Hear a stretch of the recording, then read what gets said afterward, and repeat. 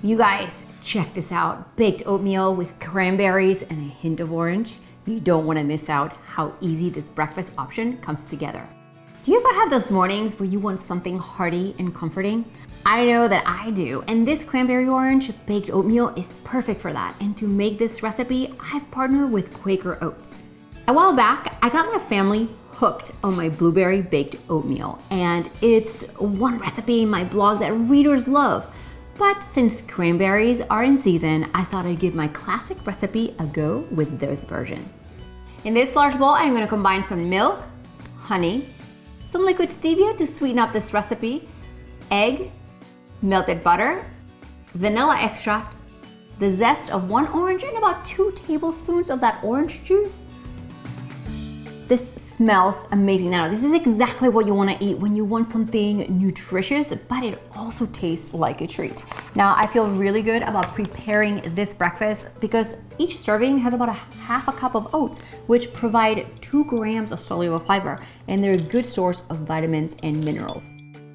Now, today I'm using Quaker's Old Fashioned Oats because their oat flakes are a little larger in size, which means that they take a little longer to cook.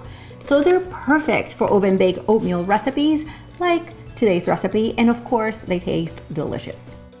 To the oats, I'm going to add a little cinnamon and some baking powder.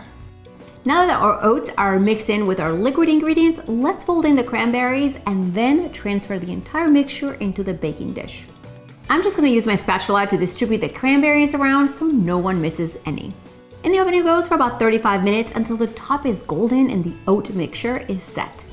Once the baked oatmeal is ready, we're gonna remove it from the oven and we're ready to serve. That's another reason to love baked oatmeal. There's no cooling required. The sooner you can enjoy it right out of the oven, the better. Now, I like to put a little almond milk right over my oat bowl. The combination of the baked oats and the fruit, with a little bit of cold milk, it's irresistible. For more delicious recipes, head over to QuakerOats.com. Now, if you love this video, click that red subscribe button. A new video comes out every single week. And for the recipe and measurements, check the description box right below this video. Thanks for hanging out. See you next time.